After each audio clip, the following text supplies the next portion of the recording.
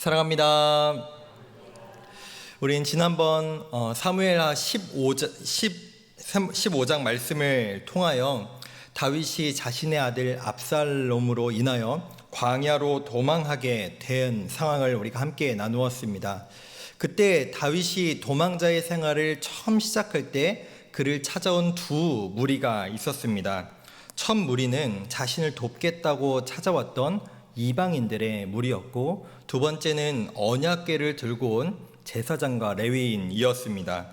그들을 다 품으면 정말 지금 지푸라기 한 줌이라도 잡아야 되는 이 다윗의 상황에서 자신에게 분명히 유익이 되고 명분이 될 수 있는 좋은 상황이었음에도 불구하고 그는 자신이 먼저 유리한 고지를 먼저 선점하고 자신의 살 길을 먼저 찾기보다 내가 이렇게 된 상황에 대해서 하나님께 모든 것을 맡기고 하나님께 처분을 맡기는 다윗의 모습을 볼 수 있습니다. 즉, 자신이 정말로 한 가정에서 인정받지 못하는 말제의 아들에서 지금 왕이 되게 된 것도, 또 그 왕의 자리에서 자신이 도망자의 생활이 되게 된 것도 모두 하나님께서 하신 것인데 내가 어찌 사람의 것을 붙잡고 하나님을 바라보지 않을 수 있겠느냐라고 하는 고백이 바로 15장의 내용이었습니다.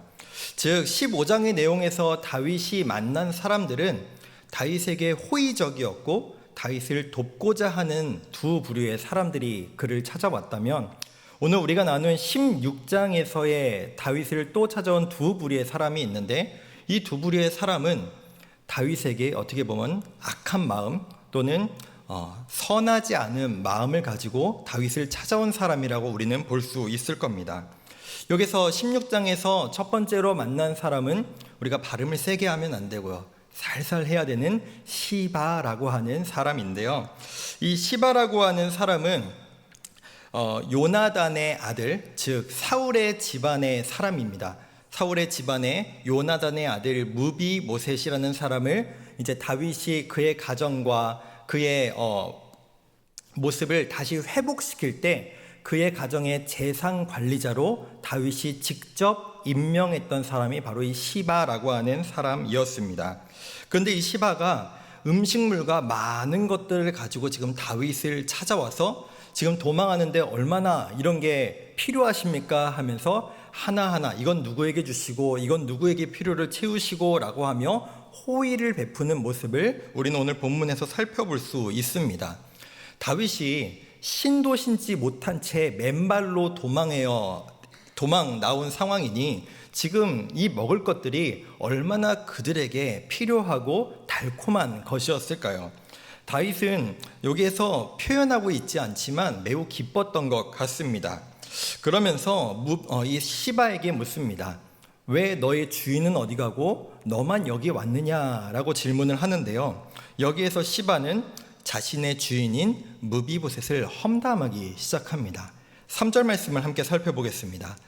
왕이 이르되 내 주인의 아들이 어디 있느냐 하니 시바가 왕께 아뢰되 예루살렘에 있는데 그가 말하기를 이스라엘 족속이 오늘 내 아버지의 나라를 내게 돌리리라 하나이다 하는지라 라고 그에게 대답하고 있죠. 즉 무비보셋이 지금 다윗이 왕자에서 쫓겨나니 이제 왕위가 다시 나에게로, 사울의 후손인 나에게로 돌아오겠구나 라고 말했다고 거짓말을 하고 있는 겁니다. 의도적으로 그가 궁핍할 때 찾아와 의도적으로 거짓말을 한다는 것은 그에게 어떤 의도가 분명히 있었다라는 것이겠죠. 그리고 그 의도대로 굴러가기 시작합니다.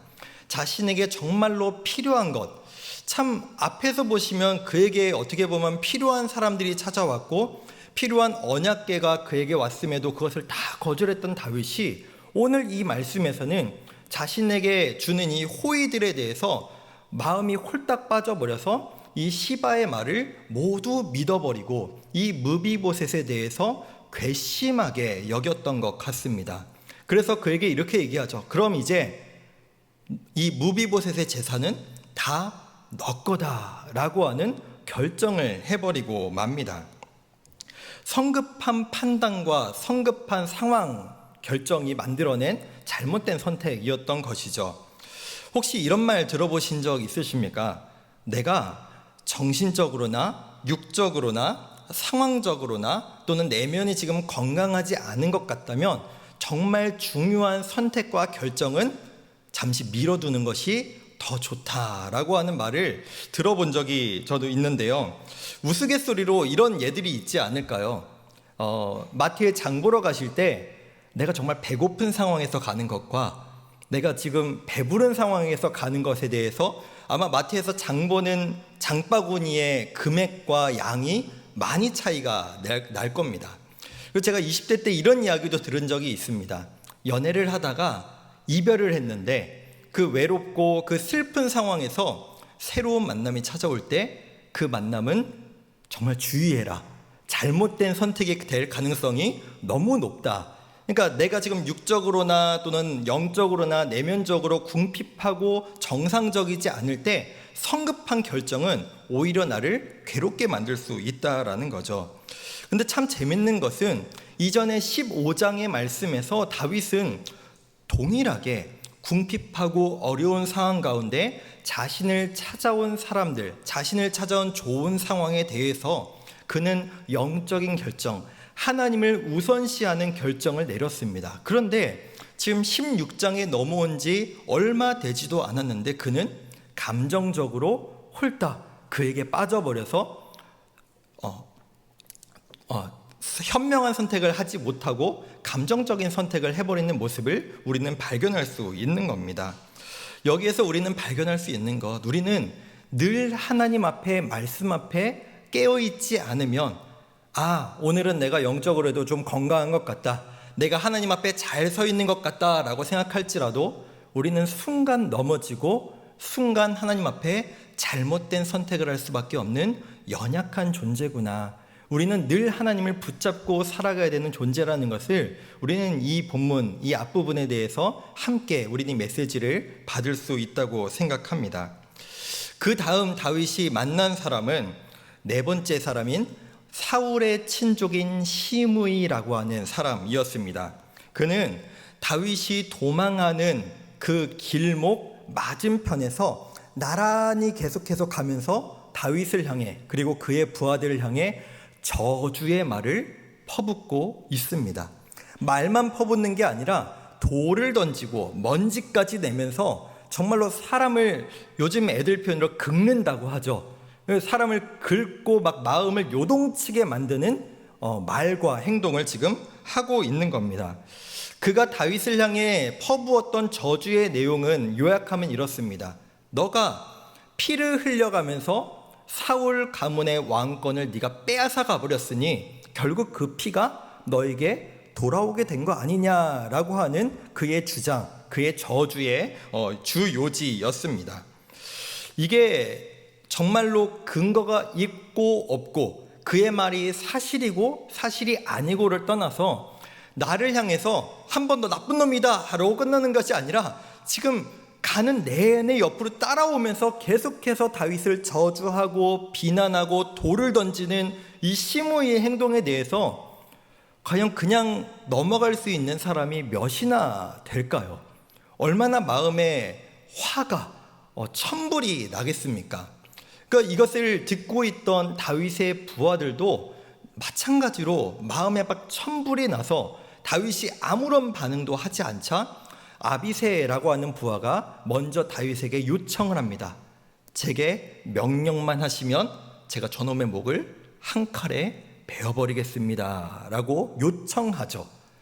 저 같으면 묻지도 않고 내가 그냥 가가지고 저 사람 죽여버리면 왕이 좋아하지 않을까라고 생각했을 텐데 그래도 다윗의 부하들은 끝까지 다윗에게 묻고 있는 이 모습 또한 참 어떻게 보면 멋지다는 생각을 합니다.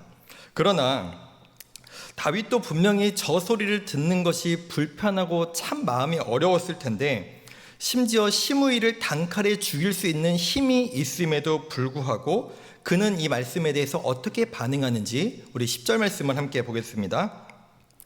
왕이 이르되 스루야의 아들들아 내가 너희와 무슨 상관이 있느냐, 그가 저주하는 것은 여호와께서 그에게 다윗을 저주하라 하심이니 네가 어찌 그리하였느냐 할 자가 누구겠느냐 하고, 다윗은 이 상황을 그냥 어쩌다 일어나는 개인적인, 그냥 지극히 사적인 일이라고 생각하지 않고 하나님께서 이 상황을 나에게 주셨다라고 받아들이고 있습니다.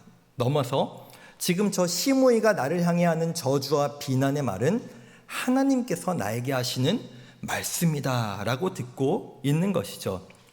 여기서 우리가 오해하지 말아야 될 것은 마치 하나님께서 나단 선지자를 시키셔서 다윗의 죄를 사무엘하 12장에서 드러내셨다라고 하는 상황과 동일한 상황은 아니고요. 다윗이 스스로 지금 저 시므이가 자신을 비난하는 것에 대해서 이건 하나님이 나에게 주시는 말씀이다, 하나님이 이 상황을 나에게 주신 것이다 라고 다윗 스스로 그렇게 받아들였다라는 것입니다. 즉 하나님의 뜻이구나, 내가 지금 저 비난을 들어 마땅한 상황이구나 라고 생각하고 있었다라는 것이죠. 그래서 아비새를 뜯어말리며 11절에서 이렇게 얘기합니다. 지금 내 아들도 나를 죽이겠다고 저 시퍼런 칼을 들고 나를 쫓아오고 있는데 사울의 족속, 사울의 지파 사람들이 나를 죽이고 싶은 건 당연한 마음 아니겠느냐라고 대답하고 있죠. 그렇다고 자신의 이 상황이 정말 시므이가 말한 것처럼 내가 사울의 왕조를 빼앗았기 때문에 내가 이렇게 된 것이라고 생각하는 것은 아니었습니다.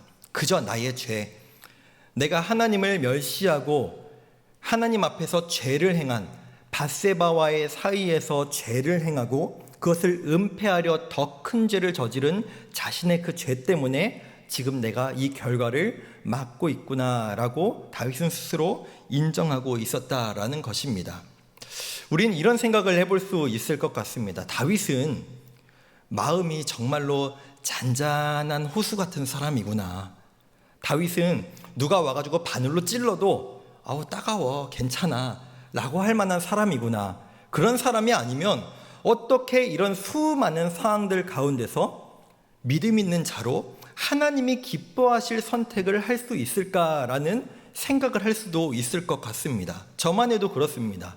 저도 막 화가 많은 사람도 아니고요, 쉽게 욱하는 사람도 아닌데 그래도 저도 가끔 욱하는, 막 화가 나고 막 표정으로 그 감정을 숨기지 못하는 상황들이 저에게도 분명히 찾아오는 것을 저를 알고 있거든요. 이 다윗의 이 상황, 누군가 나에게 근거 없이 비난하고 저주하고 좀 적당히 하고 끝냈으면 좋겠는데 졸졸졸졸 쫓아오며 돌을 던지고 나를 향해 비난하고 저주하는 저 사람에 대해서 이제 그만 좀 해라, 너 진짜 죽는다라고 한마디 하지 않는 이 다윗의 모습을 볼 때 우리는 목사님 저는 저렇게 못 삽니다.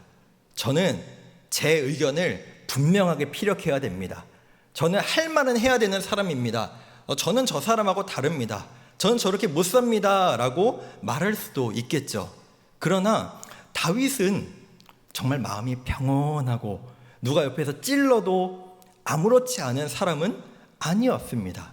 왜냐하면 다윗 또한 이전에 나발이라고 하는 사람이 자신에게 정말로 큰 굴욕을 주었을 때 길이길이 날뛰면서 내가 저 집안을 다 멸절시켜 버리겠다라고 날뛰었던 적도 있고요.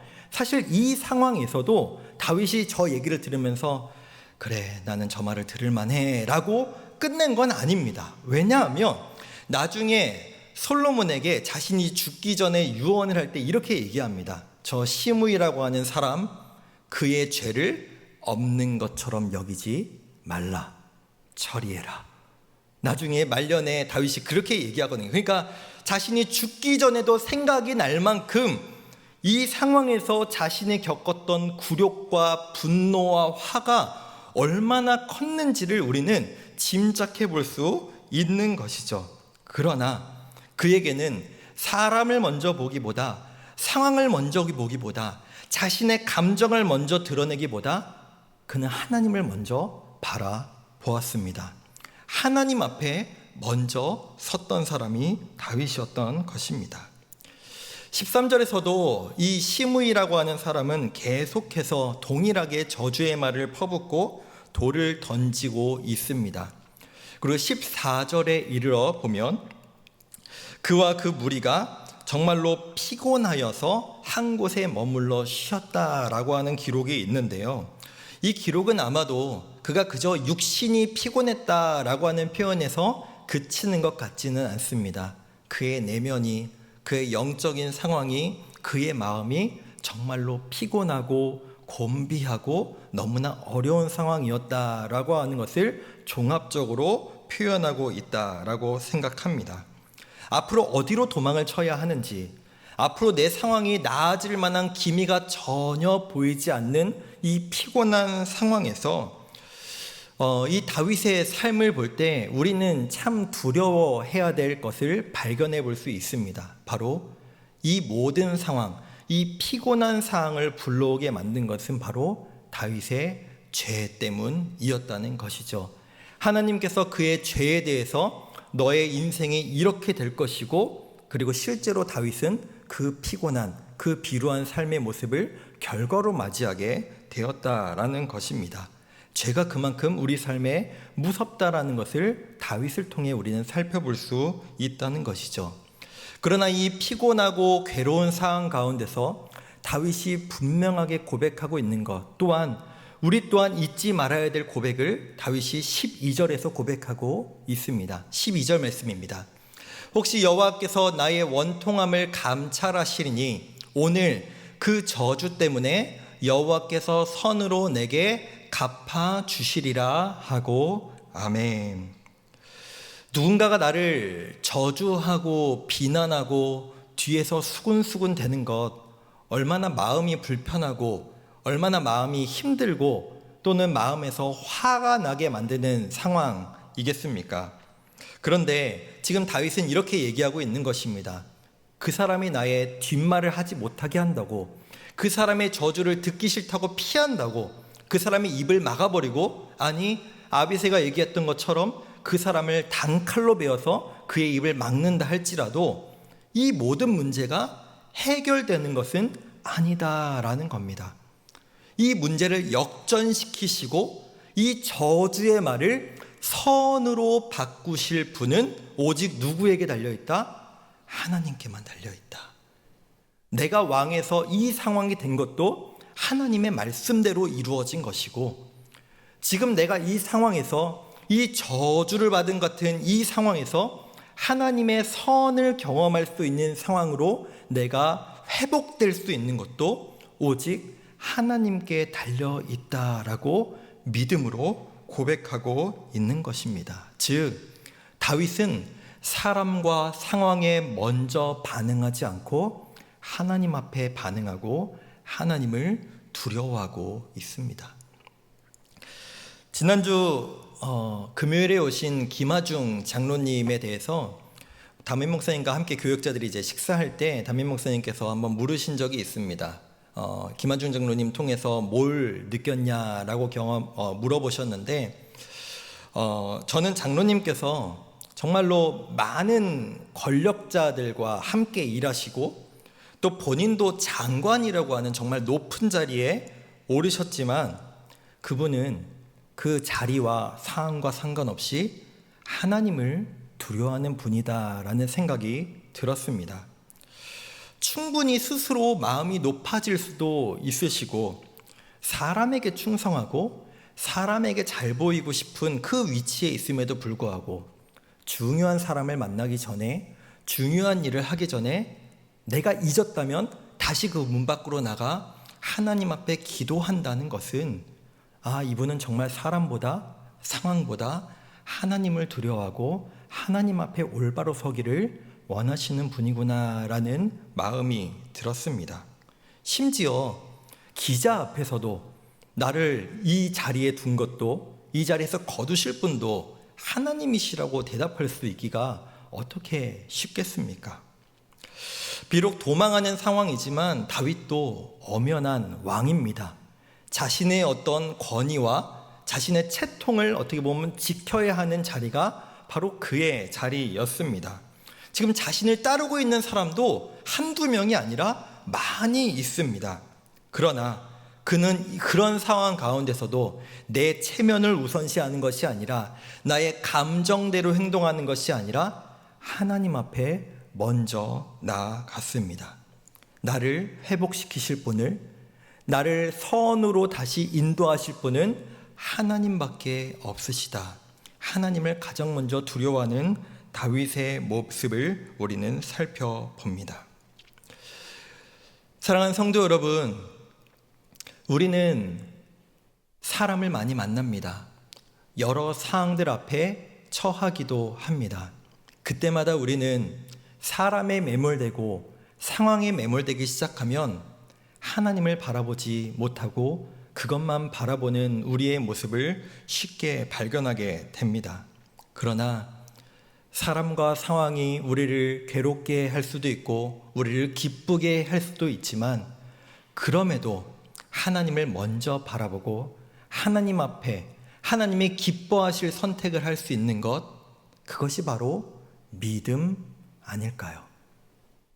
하나님이 기뻐하시는 그 길을 걸어가는 것, 그것이 바로 하나님을 모르는 세상 사람들과 우리의 가장 큰 차이점인 줄 믿습니다. 말씀을 맺겠습니다. 아무것도 아닌 내가 단칼에 베어버릴 수 있는 비루한 인물로부터 저주의 말을 들으면서도 내버려둬라.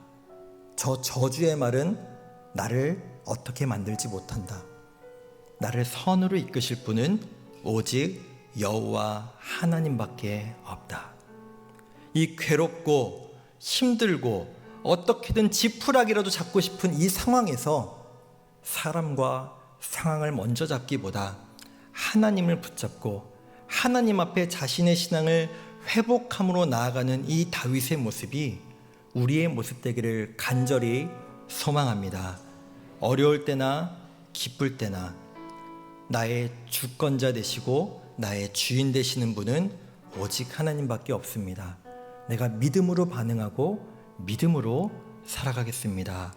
이렇게 다윗과 같이 고백하며 살아갈 수 있는 저와 우리 모든 성도님들 되시기를 간절히 소망하며 축복합니다.